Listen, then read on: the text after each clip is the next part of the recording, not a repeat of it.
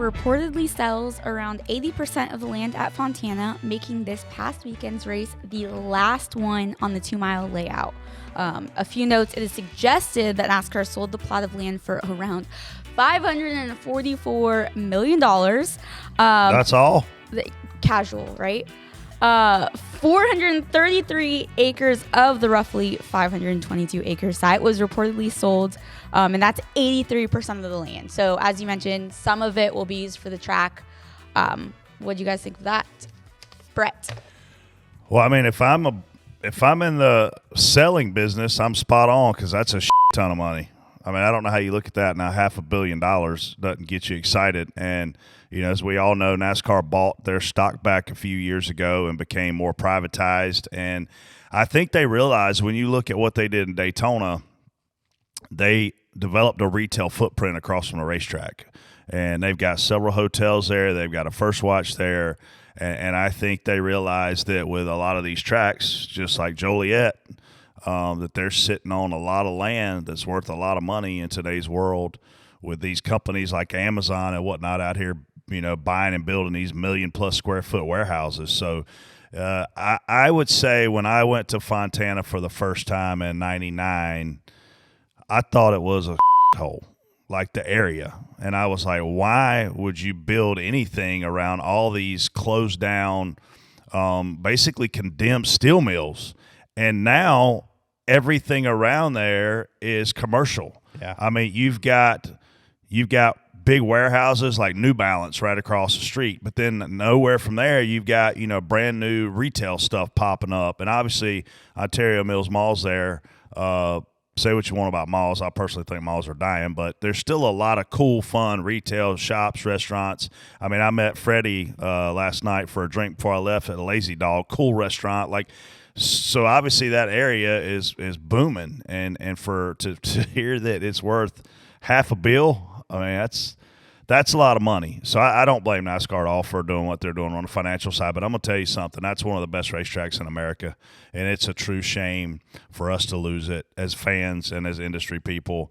And I remember going out there and not loving that place at all. And all of a sudden, once it got some age on it, man, it became one of my favorites to go race at and watch races at. You watch those guys work the seams. I mean, it's a Darlington-style racetrack. The tires fall off, and it seems like only good race car drivers win there. You don't really back into wins at a place like Fontana. So I'm heartbroken that it's no longer going to be a thing, and it's unfortunate. I'm telling you, man, there were a lot of people there yesterday. I don't know what the stands look like on TV, but driving a golf cart around, walking around, it was freaking slammed. It was busy, and I think that it's a true shame that we're losing this racetrack. I mean, like, I don't know. Like, I don't know how you can look at yourself in the mirror if you're making these decisions and say it's a good idea to sell this. I get the money side of it. I'm not discounting that, but like, from what we put on the track there, TJ, I mean, to me, it's a fucking 10 out of 10. Yeah, it's a great racetrack as far as lines, and it's got character. It's just the tire wear. If you run 5 laps and the caution comes out, do you pit? Someone in the back's pitting and coming up through there. So it makes it, you got comers and goers there a lot. The track creates a lot of natural cautions, like just guys getting into each other, getting into the fence, spinning out, lots of things like that. So I really like that track, and you can really see the guys. You got guys that'll roll the middle, that get the cars turning really good. Then the guys that can run the wall really well, and that comes into play. 3 or 4, they'll clip the apron. I mean, just it's all the things. But we didn't used to go under the apron there. Then probably in the mid 2000s or something, late 2000s, maybe 07, 08ish, we started running the apron in 3 and 4, and no one would go down there before that. And then all of a sudden, we're on the apron. So I mean, restarts are wild. You can get 3, 4, or 5 wide sometimes. Somebody gets held up by somebody. There's a lot of technique involved in passing and things like that. So gonna miss that place. Great scenery around there.